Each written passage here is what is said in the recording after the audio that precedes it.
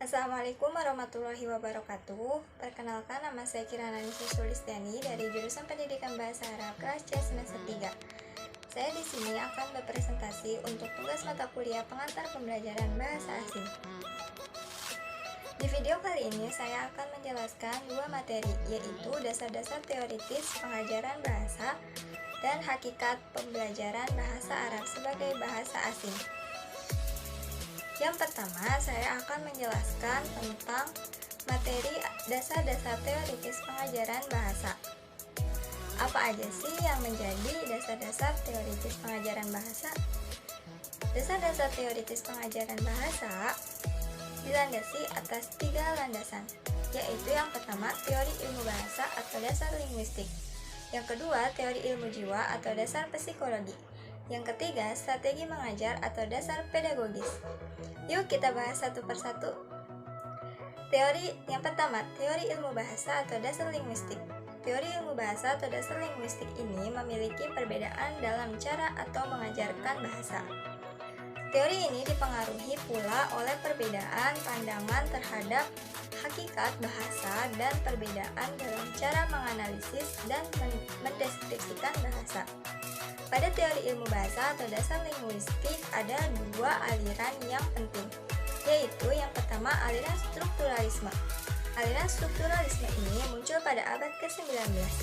Aliran strukturalisme ini memiliki pandangan tentang bahasa, antara lain yang pertama, bahasa itu adalah ujaran atau lisan.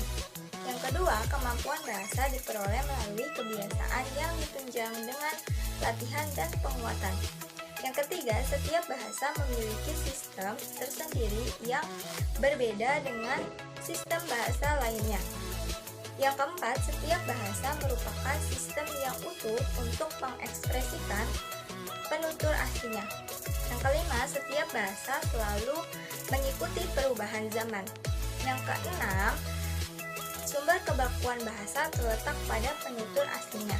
Yang ketujuh, sesungguhnya tukar pikiran, gagasan, dan komunikasi antar manusia merupakan tujuan pokok berbahasa. Yang kedua, aliran generatif transformatif. Aliran generatif transformatif ini dipelopori oleh Noam Chomsky, ahli bahasa Amerika yang muncul pada sekitar tahun 1957.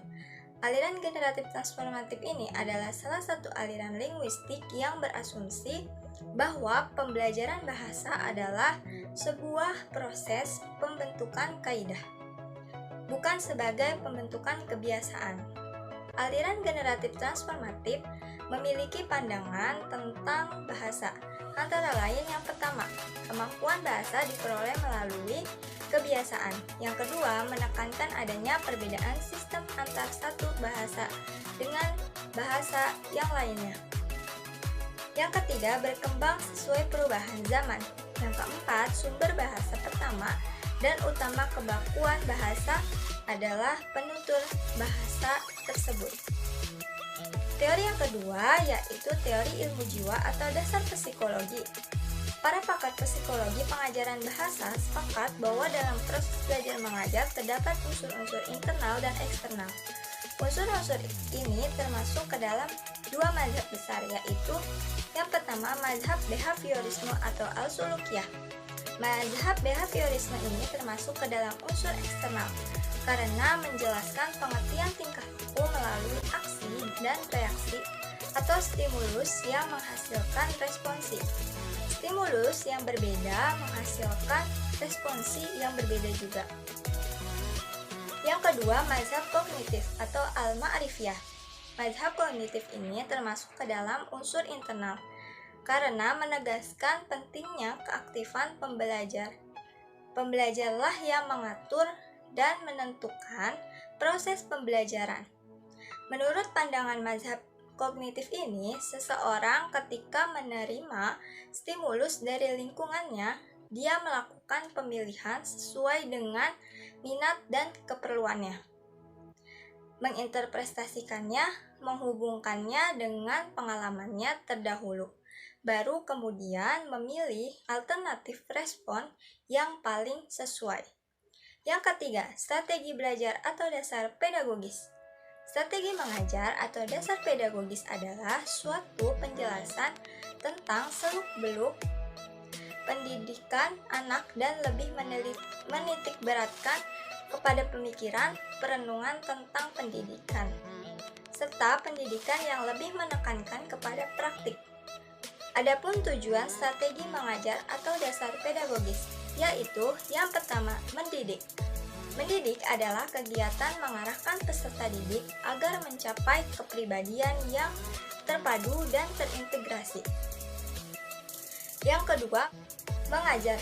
Mengajar adalah kegiatan memberikan pelajaran tentang berbagai ilmu yang bermanfaat bagi perkembangan berpikir. Yang ketiga, melatih. Melatih adalah kegiatan praktik untuk memperoleh keterampilan tentang sesuatu. Selanjutnya, saya akan menjelaskan materi kedua, yaitu hakikat pembelajaran bahasa Arab sebagai bahasa asing. Terlebih dahulu, kita jelaskan pengertian pembelajaran, pengertian bahasa Arab, pengertian pembelajaran bahasa Arab, dan pengertian pembelajaran bahasa asing. Apa sih pengertian pembelajaran? Pembelajaran adalah kegiatan yang terjadi di dalam kelas yang mana terjadinya interaksi antara peserta didik dengan pendidik. Dalam pembelajaran ini, pendidik berperan aktif dan melakukan kegiatan mengajar secara maksimal. Apa sih pengertian bahasa Arab? Bahasa Arab adalah suatu bahasa yang tersusun atas huruf hijaiyah yang dipergunakan oleh orang Arab dalam berkomunikasi dan berinteraksi sosial, baik secara lisan maupun tulisan. Apa sih pengertian pembelajaran bahasa Arab?